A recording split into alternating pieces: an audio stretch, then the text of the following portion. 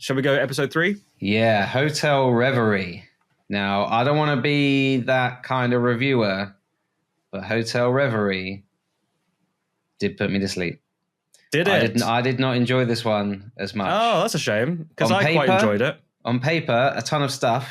Concept. Which I would have thought, so the concept is there's a big Hollywood star. She's looking for some decent roles. She's sick of playing either a supporting character or a main character in the same sort of things over and over again. Yeah.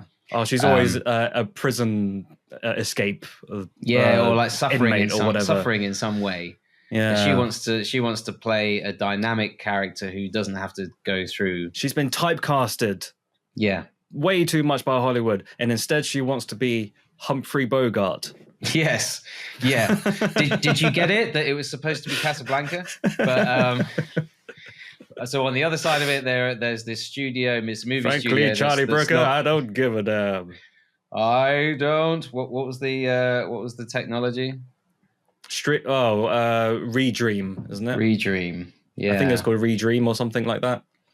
But essentially, they've come up with I don't Riverside. So there's a movie studio. Pitch. We don't Riverside. We don't Riverside, except we give a damn. There's a movie studio that's not doing so well, but they decide to remake a classic from their back catalogue using this new technology. Yeah. Where you put little bleeps and bloops on your head, which is a piece of technology that's been used numerous times throughout the episodes, especially this one. Like this season, they keep using that thing. Yeah. So and the idea of going into things. Yeah, and it's almost like they thought of the one idea in the past, and they thought, let's rinse as many ideas as we can. Well, let's keep reusing that imagery, but in different ways. Yeah. Anyway, because Charlie Brooker kept going, I've got an idea, and he kept tapping his head so much that he had to have a plaster. Yeah. And then someone said, "Hey, that looks like an idea." And then one day he went, enter a game.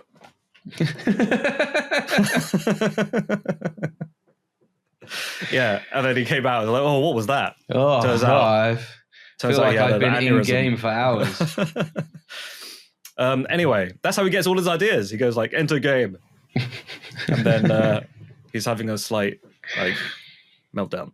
Enter Riverside. So so the story is they're using that technology, right? Mm-hmm. You said that they have the technology to create an alternate reality built within entering a bunch of data from the original Casablanca type movie. And then the way to do it is to insert the actress or actor into the story, but everyone in the story playing their own characters believe they are in their own story. Yeah, everything and everyone else is a computer construct. Mm-hmm. So all the original actors are there, but this is a modern update because we've got this big star who's going to play the main character. But she has to get through every scene. It's a bit like a play, so it's all live. Yeah. And then it is essentially a play, isn't it? Some problems with the computers, which means they can't get her out. Mm-hmm. Yeah. And then so she has to get through it. And there's a big thing about, we have to engineer it so that we get to the final scene and the right thing happens so we can deliver the last line.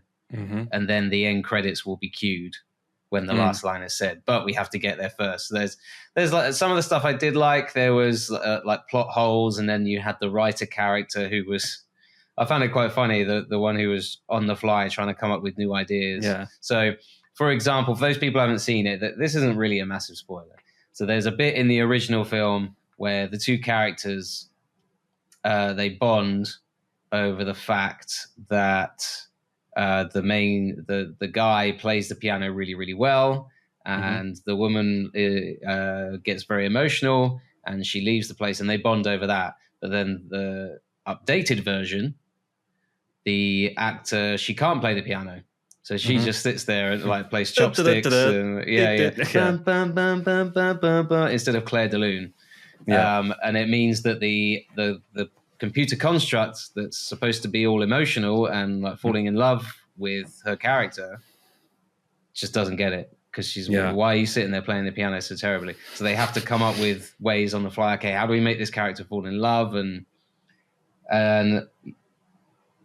yeah, it was a little galling to see people use machines to calculate plot holes, like the plot hole incoming. The computer says there's a plot hole incoming. But I guess that was kind of the point of the episode. That it was funny how like whenever something happens, like intimacy reaching 100%. Yeah. Oh no, we're crashing. Plot holes increasing. And I sat there thinking like, well, isn't it obvious that she's falling in love because she's showing like all the like social emotional side? But I think that's the part of the point of the episode, that these people are looking at data instead of looking at the human face in front of them. So it did make me kind of wonder why they are using the technology the way that they were, because it kind of made no sense to me personally why they would just let it all play out from beginning to end.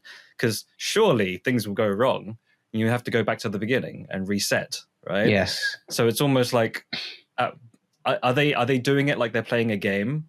So you'll have these like save points where once something goes wrong, they'll just jump back to the save point and then carry on. Quick, get in the Batmobile. That's the save point. Which you could do in this movie, because everyone else they're just going about that. So each character has their own mind, and they believe that they are the character. Yeah. So if you tell them I've got a Batmobile, they'll be like, "What's a Batmobile?" And then you can explain to them, "My Batmobile is Batman's car." It's like, who's Batman? Well, Batman. He's Bruce Wayne. Who's Bruce Wayne? Well, his parents. It's essentially, if we mentioned Star Trek earlier, didn't we? It's essentially I don't know if you've seen much of Star Trek, but there's a technology they use called the holodeck, which means they walk into a room and they can just decide whatever program they want, and they can just live in that world. And for them, it's like recreation, like I know Kung Fu, a form of escapism. The Matrix. Not really. It doesn't like teach them kung fu, but they can like enter a world or a story. So they could go, "Hey, I want to be." You just name it different martial arts now. No, that's what Keanu Reeves. I'm pretty sure he says that at some point. Well, it's less jiu-jitsu. I'm going to learn it tells jiu-jitsu. It's less that it tells you. It doesn't like teach you how to do stuff, but it doesn't. No. You can walk in and be like, okay, I want to be in a swimming pool doing some swimming. And then the holodeck will just create a swimming pool for you. That's not very imaginative, is it? Or I want to be in 1980s New York. And all the people around you are computer constructs, but you interact with them. So I guess it's a slightly dark version of Star Trek's holodeck. But I found the whole thing a little arbitrary. Like, they can't get her out for this reason, and that thing happens, and now you said you were dozing off. Did you finish the episode, or did you kind of? I did finish the episode. I mean, yeah. I just don't think you like people falling in love. Yeah, that's what you don't like. Yeah, I hate love. That's why Bête Noire, when it was the power of love, I was like, oh, this is so dark. Ooh. Can you tell me what the meaning of Bête Noire is? Oh, something black, I guess. I don't know French enough to know what that means. I know Benoit Blanc, isn't he the Knives Out detective man? That's person or thing that one particularly dislikes. Okay. I'm not sure what that means. So if someone was my Bête Noire, it would be someone that I really don't like. Okay, so in what context is that to this show? Well, for that episode, it's she really doesn't like the person who gets a job. Bête Noire. I'm lost. I think I don't get the. Am I being silly? Am I doing silly buggers right now? I don't understand the connection. In the second episode, Bête Noire, she doesn't like the person who gets a job, does she? Oh, sorry. We're talking about Hotel Reverie. I've got the two. Sorry, I thought Bête Noire was the name of the hotel. I was like, wait, hold on. Okay, no, yeah. Sorry. Leslie's very busy today, folks. I am quite busy. Yeah, I need to shoot off in a bit. What did you like about it? What did you like? I mean, like I quite like the Inception-esque type thing where they had to go into the dream. I quite liked the Matrix style things of having to get from A to B and then things go awry. I don't know. I didn't have too much. I will say it was the slower of the episodes. It's a lot longer than most, I think. Well, the last one is an hour and a half. Last one you haven't seen. But I think this one's an hour and a quarter, maybe. Yeah, it's like a little short movie, but I liked more of it than you did, I think. Okay. And for that reason, I'll probably give it like a bit of a slight angle thumbs up. But you're more of a thumbs down. More of a thumb like there, not all the way down, but pretty much. Yeah. Yeah. Is it because it was in black and white? Great.